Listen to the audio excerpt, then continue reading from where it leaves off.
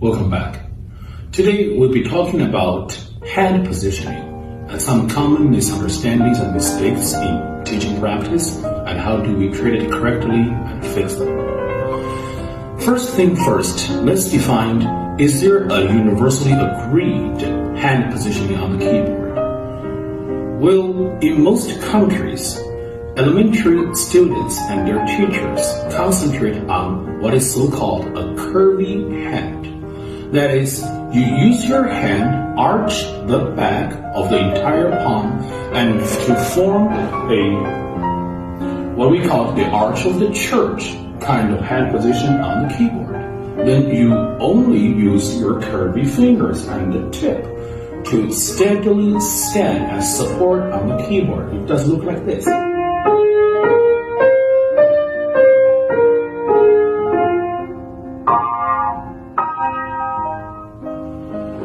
Well, this is the most common practice over centuries.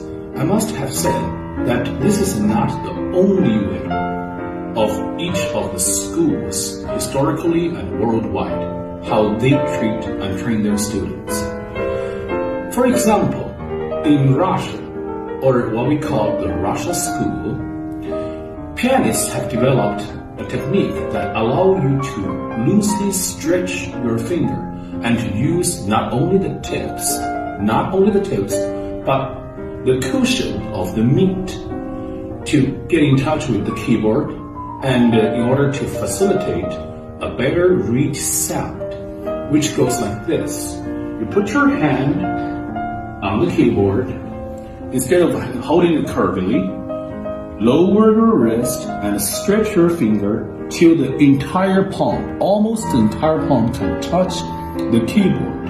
Then you start playing and it goes with a much tender and rich voice.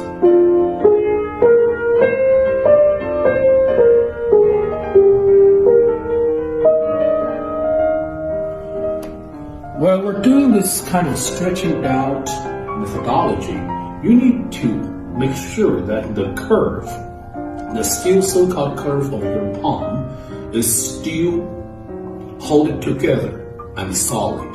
You do not want to loosely just fly away your hand and see how things go. That is not the perfect way to do it. It loses the balance. Another example would be the Polish school, featuring famous pianist and composer Frédéric Chopin. Well, he developed something called the Chopin hand position that he teaches his student to put his thumb on the E note and his pinky on the C note, which is the interval of 6, and to rest the 3 other fingers, index, middle, and ring, on the 3 black keys in the middle.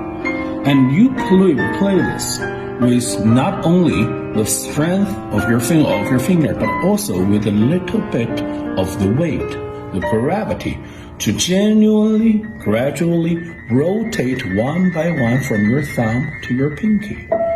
Generally,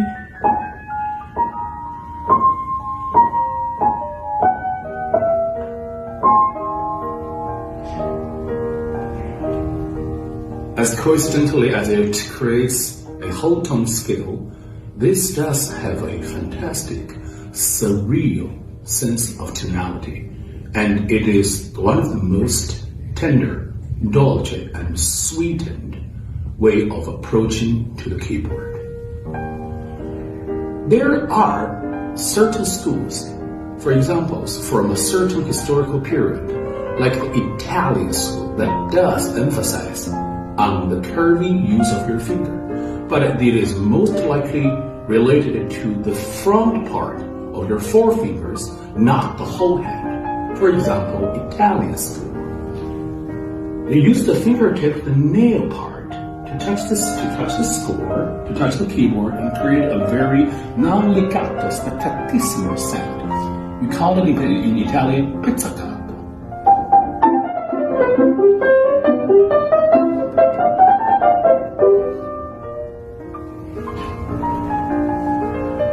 While it is delicate as it sounds like, it's not the only way to play the piano. That's about it. Thank you very much. Please stay and subscribe and share your comments. I'll see you next time.